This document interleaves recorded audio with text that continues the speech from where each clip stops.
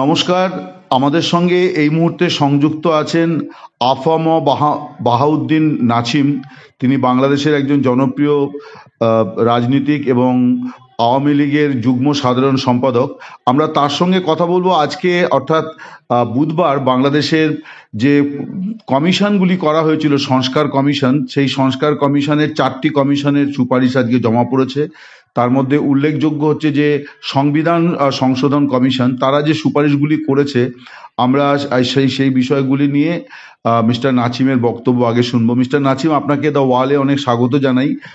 আপনি তো নিশ্চয়ই শুনেছেন যে কমিশনের সুপারিশগুলি, তো এই ব্যাপারে যদি আপনাদের অভিমতটা একটু জানান। ধন্যবাদ। ওয়ালের পক্ষ থেকে আমাকে আমন্ত্রণ জানানোর জন্য আমি আপনাদেরকে সবাইকে আমি শুভেচ্ছা জানাই। বাংলাদেশের রাজনীতিতে একটি ক্রান্তিকাল চলছে।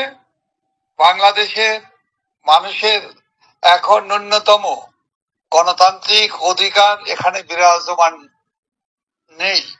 এখানে কথা বলার অধিকার নেই। কথা বলতে গেলে, কথা বলার চেষ্টা করা হলে, রাজনৈতিক কর্মকাণ্ড করতে গেলে আওয়ামী লীগের নেতা কর্মীদের জন্য একটি মনে হয় যেন আওয়ামী লীগের নেতা কর্মীদের দমন পীড়ন, নিপীড়ন, নির্যাতন, হত্যা করা, আক্রমণ করা, নিশ্চিহ্ন করা, এটাই বর্তমান অবৈধ, অনির্বাচিত, অসাংবিধানিক দখলদার সরকারের একমাত্র লক্ষ্য।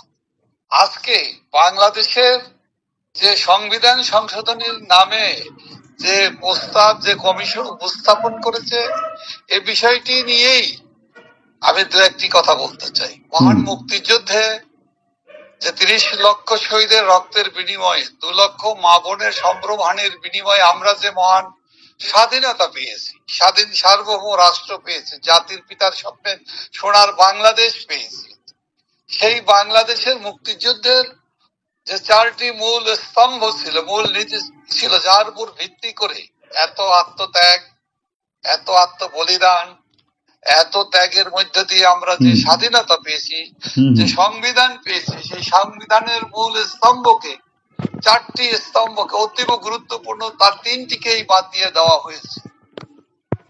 বিশেষ করে অসাম্প্রদায়িক বাংলাদেশ, যেটা বাঙালি জাতির 1000 বছরের ঐতিহ্য, সেই অসাম্প্রদায়িক বাংলাদেশের ধর্ম নিরপেক্ষতা মতো পবিত্র যে শব্দটি সংবিধানের মূল মন্ত্র, সেটাকে বাদ দেওয়া হয়েছে। তার মানেটা হলো সাম্প্রদায়িক সম্প্রীতির যে বাংলাদেশ, এখানে হিন্দু, মুসলিম, বৌদ্ধ, খ্রিস্টান সবাই আমরা এখানে পাহাড়ি জনগোষ্ঠী বসবাস করি। যার যার ধর্মের প্রতি সমান মর্যাদা, সেটাই হলো ধর্ম নিরপেক্ষতা। সেই শব্দটিকে এখান থেকে বাদ দেওয়া হয়েছে।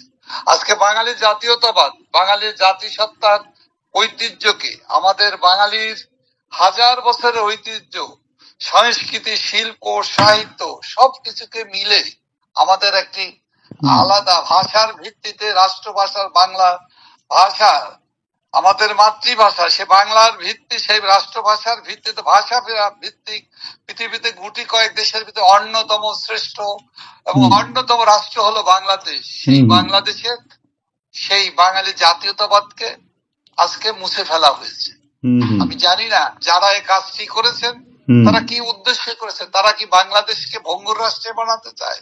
বাংলাদেশের সাম্প্রদায়িক সম্প্রীতি নষ্ট করে দিয়ে জঙ্গিবাদী গোষ্ঠী, উগ্র সাম্প্রদায়িক শক্তিকে এবং সন্ত্রাসী গোষ্ঠীকে উস্কে দিয়ে বাংলাদেশকে কি, বাংলাদেশের মতোই পবিত্র মাটিকে কি সাম্প্রদায়িক শক্তির, জঙ্গিবাদী শক্তির, উগ্রবাদী শক্তির, সন্ত্রাসী শক্তিদের কি অভয়ারণ্য বানাতে চায় কিনা?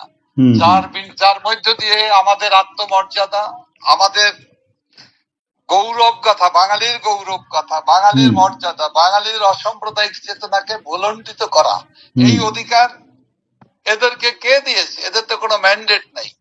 এদের কোনো জনগণের কোনো ম্যান্ডেট ছাড়া অনির্বাচিত, অসাংবিধানিক, অবৈধ দখলদার সরকারের ইচ্ছা পূরণের জন্য বাংলাদেশের সংবিধানকে ক্ষত বিক্ষত করা, বাংলাদেশকে পাল্টে দেওয়ার ষড়যন্ত্র বলেই আমি মনে করি বাংলাদেশের 18 কোটি মানুষ মনে করবে। তো তো এই বিষয়টাকে এখন তো এটা সুপারিশ করেছে, এরপরে হয়তো এটা কার্যকর করার চেষ্টা করবে।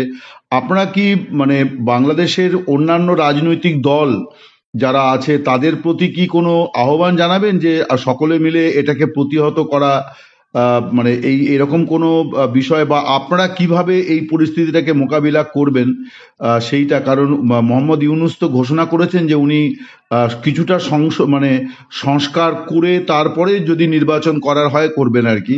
তো এই পরিস্থিতিতে আওয়ামী লীগ কি করতে পারে? আমরা মনে করি আওয়ামী লীগের পক্ষ থেকে একজন সদস্য হিসাবে হুম আমি হুম এটা বলতে পারি, বাংলাদেশের মানুষ এই সংবিধান পরিবর্তনের সংশোধনের যে উদ্যোগকে এটাকে এর অধিকার এদের নেই। অনির্বাচিত অসাংবিধানিক সরকারের এর দায়িত্ব না। তারা প্রস্তাব করতে পারে, সেটা গ্রহণ করবে কি করবে না এটা বাঙালির ম্যান্ডেট নিয়ে, বাংলাদেশের গণতান্ত্রিক সরকার জনগণের ম্যান্ডেট নিয়ে যারা আগামীতে গণতান্ত্রিক প্রক্রিয়ায় নির্বাচিত হবে, নির্বাচনের মধ্য দিয়ে যেখানে লেভেল প্লেইং ফিল্ড থাকবে সমান সকলের জন্য, সকল গণতান্ত্রিক শক্তি যে নির্বাচনে অংশগ্রহণ করতে পারবে, যে সেই নির্বাচনের ভিতর দিয়েই নির্বাচিত জনপ্রতিনিধিরাই সংবিধানকে সংশোধন করবে। তার আগে এই বিষয়ে প্রস্তাব আকারে এটা পাঠাতে পারে, এটা গ্রহণ করবে কি করবে না জনগণের জনমতের সিদ্ধান্তের ভিত্তিতে জনগণের প্রতিনিধিরা সাংবিধানিক ভাবে এটা নিয়ে কাজ করবে। এর আগে সংবিধানকে পাল্টানোর, সংবিধানের মূল স্তম্ভ কে বাদ দেওয়ার কোনো অধিকার এই অনির্বাচিত অন্তর্বর্তীকালীন সরকারকে বাংলাদেশের জনগণ দেয়নি। এটা সম্পূর্ণ রূপে জনগণের মতামতের ভিত্তিতেই, গণতান্ত্রিক প্রক্রিয়ার ভিত্তিতেই, সাংবিধানিক ভাবে এটা জনগণের নির্বাচিত প্রতিনিধিরাই এটা প্রয়োজনে সংশোধন বিয়োজন পরিবর্তন করতে পারে। এর বাইরে অন্য কারো এ বিষয়ে কোনো কিছু করার আপনারা আমি মনে করি না। হ্যাঁ, আমি আপনার বক্তব্য বুঝতে পেরেছি। আপনি বলতে চাইছেন যে নির্বাচিত সরকার এটা এসে করবে, তো নির্বাচিত সরকারের জন্য তো নির্বাচন দরকার। তো বিএনপি তারা কিন্তু একটা সরকারিভাবে প্রেস কনফারেন্স করে প্রেস বিজ্ঞপ্তি দিয়ে তাদের দলীয় সিদ্ধান্ত বলেছে যে তারা 2025 অর্থাৎ চলতি বছরের জুলাই আগস্ট মাসে, তার মানে আগামী 6-7 মাসের মধ্যে তারা নির্বাচন চায় বাংলাদেশে। তো আপনারা এই বিষয়টাকে কিভাবে দেখছেন? আমরা গণতান্ত্রিক দল হিসাবে, গণতান্ত্রিক শক্তি হিসাবে যে কোনো দলের মতামতকে, তাদের অভিমতকে আমরা সম্মানের সাথে দেখি। তবে আমি যেটা মনে করি, আওয়ামী লীগ সহ বিএনপি অন্যান্য যত গণতান্ত্রিক যতগুলি রাজনৈতিক দল আছে, মুক্তিযুদ্ধের পক্ষের গণতান্ত্রিক শক্তি, প্রগতিশীল শক্তি, সকল রাজনৈতিক দল যারা আছে সকলেরই একটা দাবিতে হওয়া উচিত। সেটা হলো সকলে অবাধ, সুষ্ঠু, নিরপেক্ষ, অন্তর্ভুক্তিমূলক, অংশগ্রহণমূলক নির্বাচনের জন্য নির্বাচনী পরিবেশ সৃষ্টি করতে হবে। সবাইকে সমান অধিকার দিতে হবে এবং জনগণ যাতে স্বতঃস্ফূর্ত হয়ে ভোট কেন্দ্রে আসতে পারে। কোন দানবীয় শক্তি অথবা কোনো অশুভ শক্তি সাম্প্রদায়িক গোষ্ঠীকে নির্বাচনে ক্ষমতায় বসানোর কোনো অশুভ উদ্দেশ্য নিয়ে যে নির্বাচন করার পায়তারা যাতে না হয়, সে বিষয়টির দিকে আমি বাংলাদেশের জনগণের পক্ষ থেকে, আওয়ামী লীগের পক্ষ থেকে একজন নাগরিক হিসাবে আমার এই দাবি এবং প্রত্যয় এবং আমার আহ্বান থাকবে সকল গণতান্ত্রিক শক্তি, প্রগতিশীল শক্তি, রাজনৈতিক শক্তির সম্মিলিত প্রয়াসের ভিতর দিয়ে দেশে একটি অন্তর্ভুক্তিমূলক, অংশগ্রহণমূলক সকল রাজনৈতিক দল, গণতান্ত্রিক শক্তি নির্বাচনে নির্ভয়ে নিঃশঙ্ক চিত্তে অংশগ্রহণ করতে পারে, তার পরিবেশ এখন থেকেই অনতিবিলম্বে শুরু করা উচিত এবং যত দ্রুত সম্ভব এই নির্বাচনের পথেই হাঁটা উচিত বলে আমরা মনে করি। তো সে মানে এই যে যেটা বললেন এইটাতে কি কোনোভাবে আপনি যেটা বলছেন যে মানে আপনি বলছেন যে সবাইকে তার নিজ নিজ প্ল্যাটফর্ম থেকে আন্দোলনটা শুরু করতে হবে, নাকি এখানে কোনো জয়েন্ট হতে পারে যে ভোটের সময় যে যার মতো করে আলাদা আলাদা লড়াই করবে, কিন্তু ভোটের পরিবেশ এবং ভোটের দিন ঘোষণা এই বিষয়ে কোনো কি মানে যৌথ আন্দোলন হতে পারে? সেই পরিবেশ কি আছে বাংলাদেশে এখন? বাংলাদেশে আওয়ামী লীগের রাজনীতিক কর্মকাণ্ড করার, আওয়ামী লীগের নেতা কর্মীদের কোনো কথা বলার কোনো অধিকার বর্তমান অনির্বাচিত অসাংবিধানিক সরকারের অধীনে আমাদের নেই। নিষিদ্ধ দল আওয়ামী লীগ না হওয়ার পরও আওয়ামী লীগের নেতা কর্মীদের আজকে কারাগারে হাজার হাজার নেতা কর্মী মিথ্যে মামলা, হত্যা মামলা এবং নানা ধরনের নিপীড়নমূলক মামলায় গ্রেপ্তার। আমাদের জাতীয় নেতারা, 14 দলের নেতারা, আমাদের বিভিন্ন পর্যায়ের ব্যক্তিবর্গ থেকে শ্রেণী পেশার সাংবাদিক থেকে আরম্ভ করে গণমাধ্যমের মালিক, সম্পাদক এবং কলাম লেখক সকলেই এই বর্তমান এই অনির্বাচিত অসাংবিধানিক সরকারের নিপীড়নের, নির্যাতনের, নির্মমতার শিকার। বিশেষভাবে আওয়ামী লীগের নেতা কর্মীরা মনে হচ্ছে এই অনির্বাচিত অবৈধ সরকার তা আওয়ামী লীগের বিরুদ্ধে, আওয়ামী লীগের নেতা কর্মীদের বিরুদ্ধে, বিশেষ করে বঙ্গবন্ধু কন্যা বারবার নির্বাচিত জনপ্রিয় এবং দৃঢ় সাহসী সৎ নেতা বঙ্গবন্ধু দেশরত্ন শেখ হাসিনার বিপক্ষে তার বিপক্ষে অসংখ্য 3 শতাধিকের কাছাকাছি, 300-র কাছাকাছি, অর্থাৎ 250-র বেশি হত্যা মামলা দিয়েছে তার বিপক্ষে। নানা ধরনের মামলা দিয়েছে, প্রতিনিয়ত মামলা দিয়ে তাকে কলুষিত করা, তাকে বিতর্কিত করা, তার রাজনৈতিক চরিত্র হনন করার জন্য যত ধরনের মিথ্যা খুনের মামলা দিয়ে আইসিটি অ্যাক্টে, তথাকথিত আইসিটি অ্যাক্টে মিথ্যে মামলা দিয়ে তার বিচার করা, প্রশাসনের বিচার করার জন্য উঠে পড়ে লেগেছে। এই অবস্থায় বাংলাদেশে রাজনৈতিক অঙ্গনের সবচেয়ে দুর্যোগকালীন সময়টা চলছে বাংলাদেশে। আওয়ামী লীগের বঙ্গবন্ধুর আদর্শের নেতা কর্মীদের, মুক্তিযুদ্ধের পক্ষের শক্তির, প্রগতিশীল শক্তির জন্য একটি ক্রান্তিকাল। এই কালের অবসান ঘটাতে হবে আগে। সর্বাগ্রে সকল রাজনৈতিক দলের উচিত, মুক্তিযুদ্ধের পক্ষের সকল রাজনৈতিক দলের উচিত যার যার অবস্থান থেকে একটি স্বাভাবিক পরিবেশ সৃষ্টি করার জন্য বর্তমান অনির্বাচিত সরকারের উপর চাপ প্রয়োগ করা এবং শান্তি সম্প্রীতি, যেটা আমাদের আগে দরকার, আইন শৃঙ্খলা পরিস্থিতির উন্নয়ন করা দরকার। মিথ্যা মামলায় যত হাজার হাজার নেতা কর্মী রাজবন্দী হিসেবে যারা নিপীড়িত, নির্যাতিত, অনেকে কারাগারে জীবন দিচ্ছে, আওয়ামী লীগের নেতা কর্মীরা একের পর এক মৃত্যুর সংবাদ আমরা পাচ্ছি। এদেরকে প্রকারান্তরে কারাগারের অভ্যন্তরেও এখন মনে হয় অত্যাচার, নির্যাতন করে আমাদের নেতা কর্মীদেরকে মারা হচ্ছে। এর অবসান হওয়া দরকার। এর হাত থেকে বাঙালি জাতিকে, আওয়ামী লীগের নেতা কর্মীদের রক্ষা করা দরকার।